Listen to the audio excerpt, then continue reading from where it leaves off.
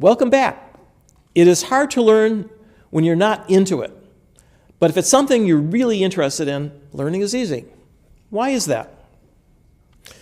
Most of the neurons in your cortex carry information about what is happening around you and what you're doing.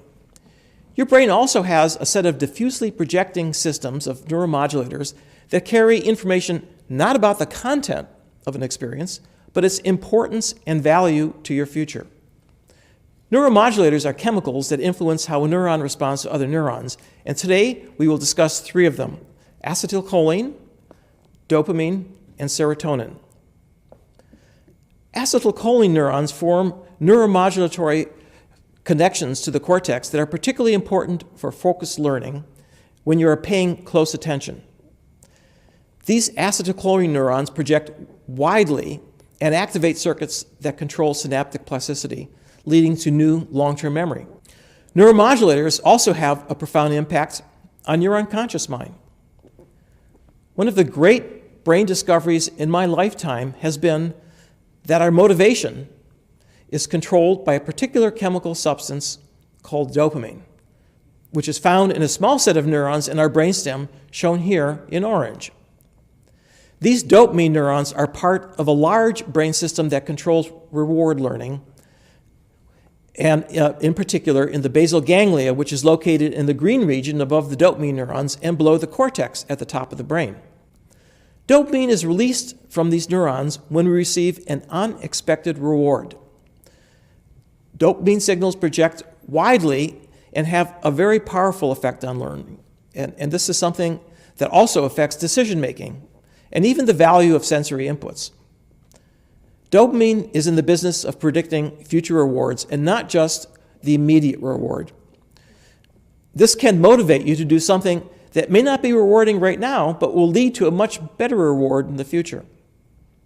Addictive drugs artificially increase dopamine activity and fool your brain into thinking that something wonderful has just happened.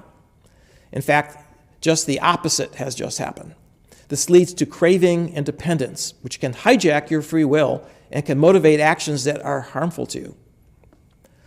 Loss of dopamine neurons leads to a lack of motivation and something called anhedonia, which is a loss of interest in things that once gave you pleasure.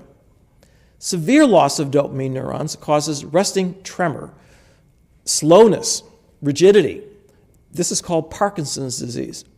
Ultimately, it leads to catatonia, a complete lack of any movement. Dopamine neurons are part of the unconscious part of your brain that you learned about in the first week. When you promise to treat yourself to something after a study section, you are tapping into your dopamine system. Serotonin is a third diffuse neuromodulatory system that strongly affects your social life. In monkey troops, the alpha male has the highest level of serotonin activity, and the lowest ranking male has the lowest levels. Prozac, which is prescribed for clinical depression, raises the level of serotonin activity. The level of serotonin is also closely linked to risk-taking behavior, with higher risk in lower serotonin monkeys. Inmates in jail for violent crimes have some of the lowest levels of serotonin activity in society. Finally, your emotions strongly affect learning, as you are well aware. Emotions were once thought to be separate from cognition, but recent research has shown that emotions are intertwined with perception and attention and interact with learning and memory.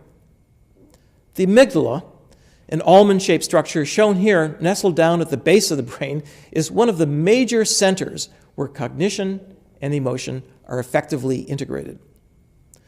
The amygdala is part of the limbic system, which together with the hippocampus is involved in processing memory and decision-making, as well as regulating emotional reactions. You will want to keep your amygdala happy to be an effective learner. The emotions and your neuromodulatory systems are slower than perception and action, but are no less important for successful learning. If you want to learn more about acetylcholine, dopamine, and serotonin, look them up on brainfacts.org, a website that is filled with valuable facts about your brain. I'm Terry Sinofsky. Happy learning until we meet again.